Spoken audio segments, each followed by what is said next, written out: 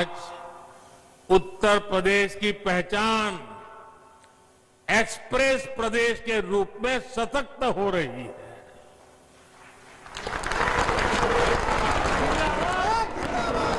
UP में connectivity के हजारों करोड़ के 5 मेगा प्रोजेक्ट्स पर एक साथ काम चल रहा है। आज पूर्वांचल हो, बुंदेलखंड हो, पश्चिमी उत्तर प्रदेश हो, हर कोने को एक्सप्रेस वे से जोड़ा जा रहा है।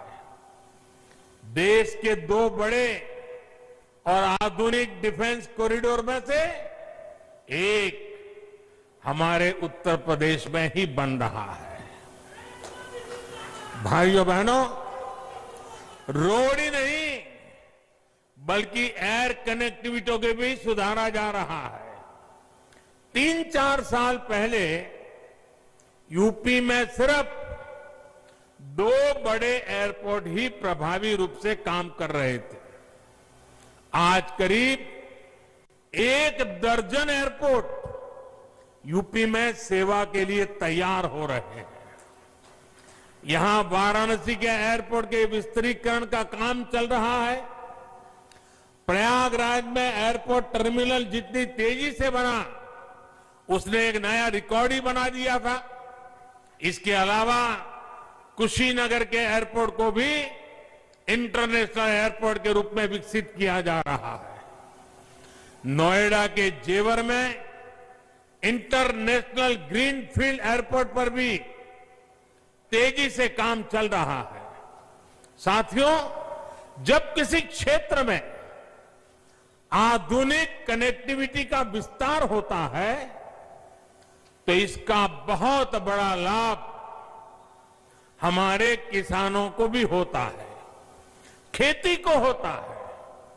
बीते वर्षों में निरंतर ये प्रयास हुआ है कि गांवों में आधुनिक सड़कों के साथ साथ भंडारण की, कोल्ड स्टोरेज की आधुनिक व्यवस्थाएं खड़ी की जाए। हाल में इसके लिए 1 लाख करोड़ रुपए का स्पेशल फंड भी किसानों के लिए बनाया गया है। इसी साल देश के इतिहास में पहली बार चलते फिरते कोल्ड स्टोरेज यानी किसान रेल शुरू की गई है।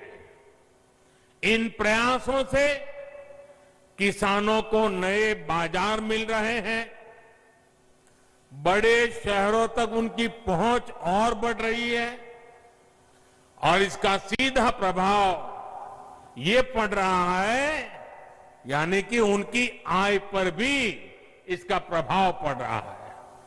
साथियों, वाराणसी सहित पूर्वांचल में ही जो बेहतरीन इंफ्रास्ट्रक्चर तैयार हुआ है, उसका बहुत अधिक लाभ इस पूरे क्षेत्र को हुआ है।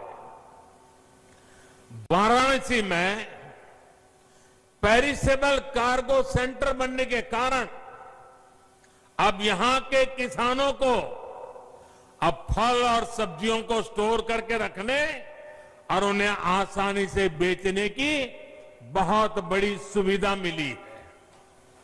इस स्टोरेज कैपेसिटी के कारण पहली बार यहां के किसानों की उपज बड़ी मात्रा में विदेशों में निर्यात हो रही है।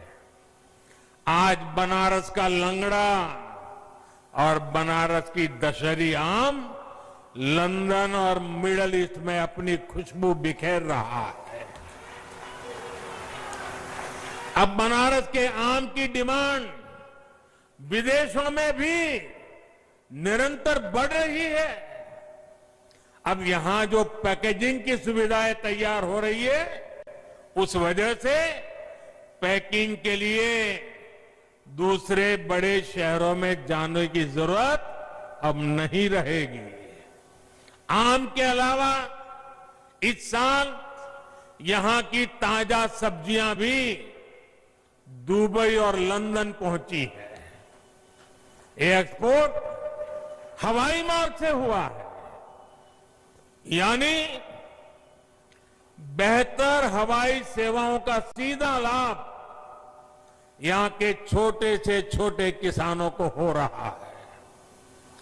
गंगा जी पर जो देश का पहला इनलैंड वाटरवे है, इसका उपयोग किसानों की उपज के ट्रांसपोर्ट के लिए अधिक से अधिक कैसे हो, इस पर भी काम हो रहा है।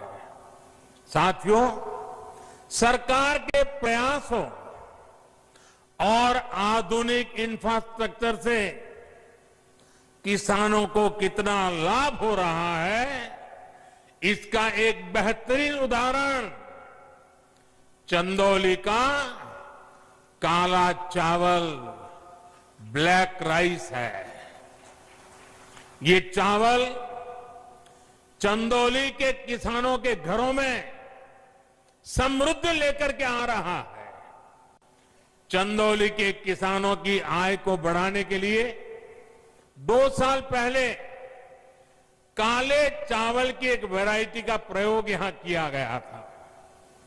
पिछले साल खरीफ के सीजन में करीब 400 किसानों को ये चावल उगाने के लिए दिया गया। इन किसानों की एक समिति बनाई गई, इसके लिए मार्केट तलाश किया गया। सामान्य चावल जहां 35-40 रुपए किलो के हिसाब से बिकता है, वहीं यहां बेहतरीन काला चावल 300 रुपये तक बिक रहा है। बड़ी बात